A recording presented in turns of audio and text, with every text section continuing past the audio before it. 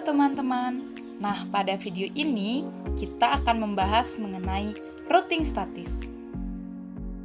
Sebelumnya, adapun tujuan pembelajaran yang harus dicapai, pertama, teman-teman dapat menjelaskan konsep dasar routing statis. Kedua, dapat menjelaskan prosedur dan teknik konfigurasi routing statis. Nah, teman-teman, apakah kalian pernah mendengar routing statis? Apa itu routing statis? Routing statis adalah sebuah mekanisme routing yang dilakukan oleh admin atau pengelola jaringan untuk mengkonfigurasi informasi tentang jaringan yang dituju secara manual. Administrator jaringan melakukan pengisian dan pembaruan tabel routing secara manual pada tiap-tiap router. Routing statis memiliki beberapa ciri-ciri. Ciri yang pertama yaitu pengisian tabel routing dilakukan secara manual oleh administrator jaringan. Kedua, satu router memiliki satu tabel routing. Ketiga, informasi routing diberikan oleh administrator jaringan secara manual. Keempat, routing statis biasanya digunakan untuk jaringan berskala kecil. Kelima, konfigurasi router jenis ini biasanya dibangun dalam jaringan yang hanya mampu mempunyai beberapa router, umumnya tidak lebih dari 2 atau 3 router. Nah, teman-teman, routing statis ini umumnya diterapkan untuk pertama, routing statis dapat digunakan untuk menentukan titik keluar dari router bila tidak ada router lain yang tersedia. Ini disebut dengan rute default. Kedua, routing statis dapat digunakan untuk jaringan berskala kecil yang hanya memerlukan 1 atau 2 router. Ketiga, routing statis sering digunakan sebagai pelengkap routing dinamis untuk menyediakan cadangan file zip jika rute dinamis tidak tersedia. Dan keempat, routing statis sering digunakan untuk membantu mentransfer informasi routing dari satu protokol routing ke routing yang lain. Ini disebut dengan redistribus routing. Selanjutnya, prinsip dan cara kerja routing statis dapat dibagi menjadi 3. Pertama, konfigurasi router dilakukan oleh administrator jaringan. Kedua, router melakukan routing berdasarkan informasi yang diterima dari tabel routing. Ketiga, administrator jaringan menggunakan perintah IP route untuk mengkonfigurasi routing sehingga router dapat melewatkan paket data yang telah ada pada jaringan.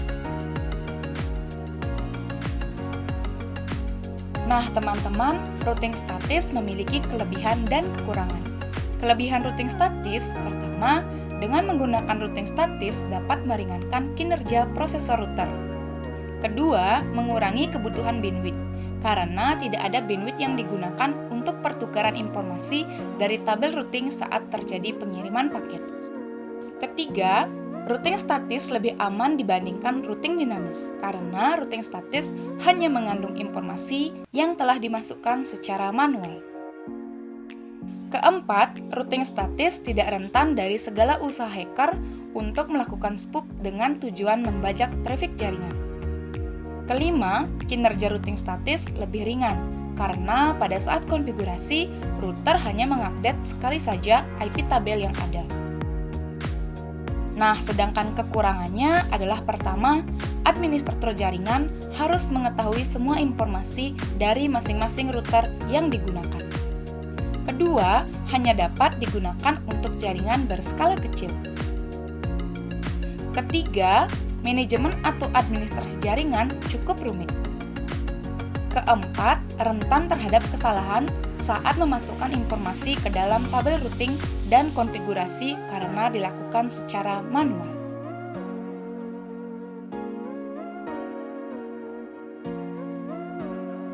Nah, teman-teman, routing statis memiliki beberapa aturan. Aturan tersebut yaitu aturan berdasarkan alamat tujuan dan aturan berdasarkan policy route.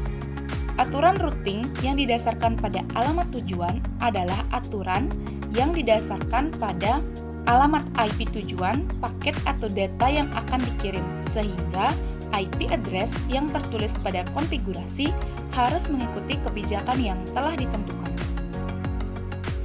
Sedangkan aturan berdasarkan policy route adalah aturan routing yang dapat dikelompokkan menjadi dua, yaitu IP route. Route digunakan untuk routing berdasarkan pada tanda route, dan IP route rule digunakan untuk tabel routing yang berdasarkan pada MAX, DST, SRC, dan lain sebagainya. Nah, selanjutnya, untuk membangun sebuah infrastruktur jaringan dengan menerapkan routing statis, maka diperlukan prosedur konfigurasi routing statis. Pada dasarnya, routing digunakan untuk pengambilan sebuah paket dan mengirimkannya melalui satu network ke network yang lain dengan perantara sebuah perangkat jaringan atau yang dikenal dengan router. Prosedur untuk dapat melakukan routing statis adalah alamat tujuan, kedua, NIC board atau router tetangga untuk memperjelas network remote, ketiga, router yang menyimpan routing tabel yang dapat menggambarkan bagaimana menemukan network-network remote.